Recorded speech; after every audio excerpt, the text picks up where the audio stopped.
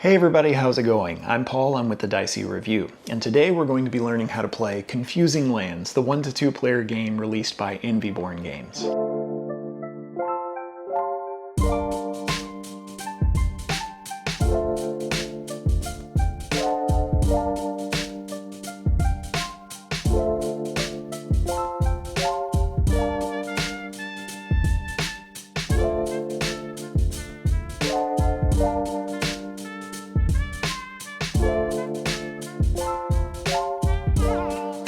Confusing Lands comes with all of the components that you see here, including a score pad, a pencil, and 18 double-sided cards.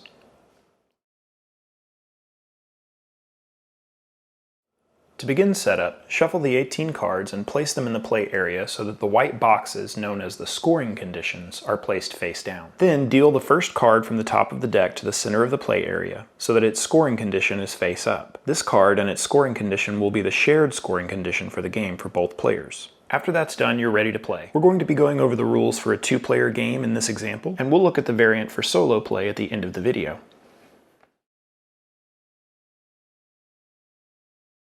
The goal of Confusing Lands is to build the best landscape by placing cards out into your play area that will score you the most points. When scoring at the end of the game, you'll score any scoring conditions in your personal play area, as well as potentially scoring the public scoring condition.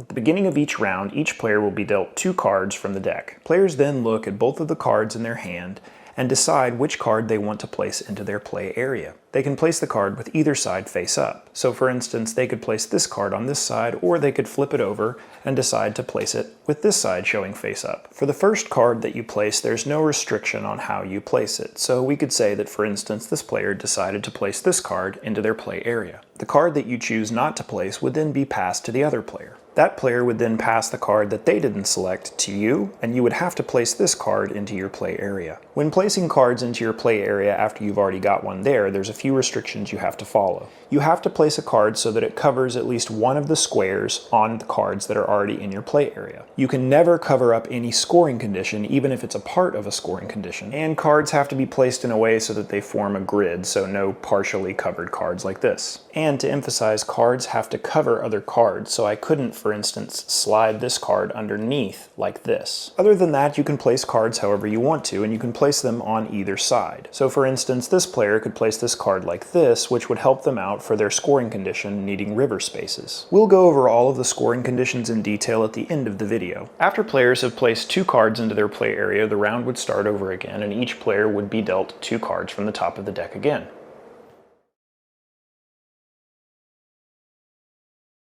Players will continue drawing and playing cards until there's 1 card left in the deck, and there are 8 cards placed in each of their play areas. At this point, the game would be over and scoring would take place. When scoring at the end of the game, players will take into account any of the face-up scoring conditions in their play areas. There are 18 different scoring conditions, and each of them will score points for slightly different objectives. We'll go over each scoring objective in detail, and we'll use the scoring objective in each player's play area as examples as well. This scoring objective gives a player 4 points for each space in the largest group of connected river spaces. So in this example, there are 9 total river spaces in this player's river. So for this scoring condition, they would score 36 points.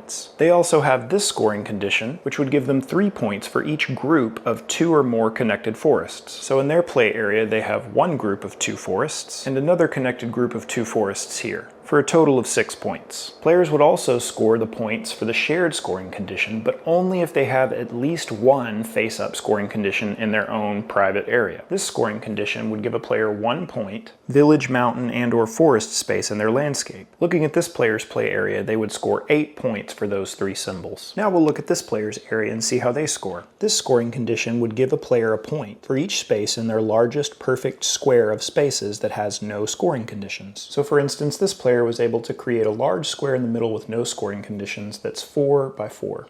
So they would score 16 points for this condition. This scoring condition would give them 4 points for every crystal that's not adjacent to another crystal or in the same row or column as another crystal. They were able to score 3 total crystals for that condition for 12 points. And then finally, this scoring condition would allow a player to pick 1 crystal space and then get 3 points for every village space that's 3 spaces away or less. So if the player picked this space, for instance, they would have 1, 2, 3, 4, 5 villages within 3 spaces for a total of 15 points. And they would score 6 points for the public scoring condition, which would make each player have these subtotals. The last step is that each person has to subtract 10 points for each scoring condition that they placed in their own landscape. After completing that step, this would be the total for each player. The player with the highest point total would win, and if there's a tie, the player that has the single most valuable scoring condition would win, and if there's still a tie, the players would share the victory.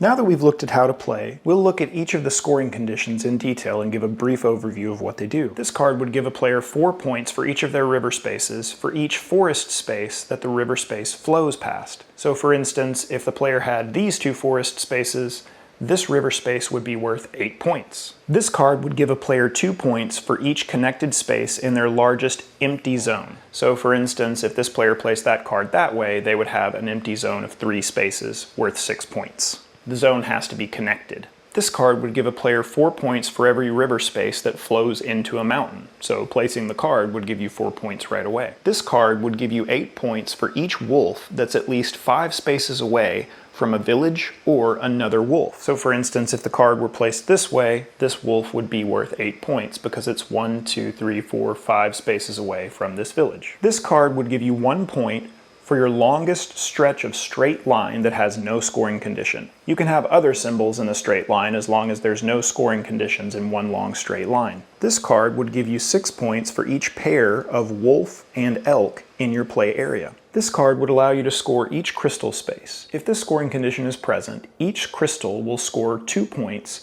for every mountain that's exactly 4 spaces away from it. So in this example, this crystal would be worth 4 points because there's 2 mountains that are 4 spaces away. This scoring condition would give you points equal to the value of your least valuable other scoring condition, which could include the shared scoring condition. This card will give you 8 points for each elk that's next to at least 3 forest spaces. This card would give you 3 points for each mountain that's on the border of your landscape. This card would give you 1 point for every river, crystal, elk, and wolf in your landscape. And then finally, this card would allow a player to score each of their village symbol. If a player has this scoring condition in their play area, each of their villages will score 1 point for every different type of non-village symbol that's in a space around it.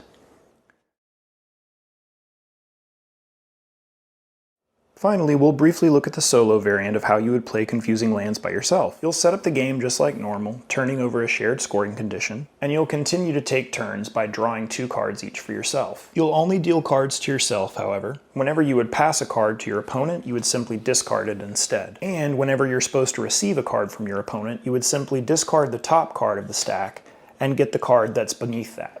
At the end of the game, you would only score your own landscape, and you'll score it as normal, scoring the public scoring condition and subtracting 10 points for each private scoring condition that you've placed. And you would see what type of achievement you scored based on your point total here. Alright, thanks so much for watching our video, everybody. We hope that it was helpful, and we hope that it was informative. If you still have any questions about how to play the game, please comment below or email me directly at thediceyreview@gmail.com, and I'll do my best to answer those questions for you if I can.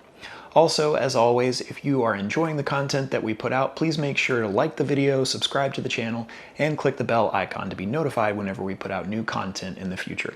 Alright, thanks so much for watching, everybody, and until next time, I'll see you at the table.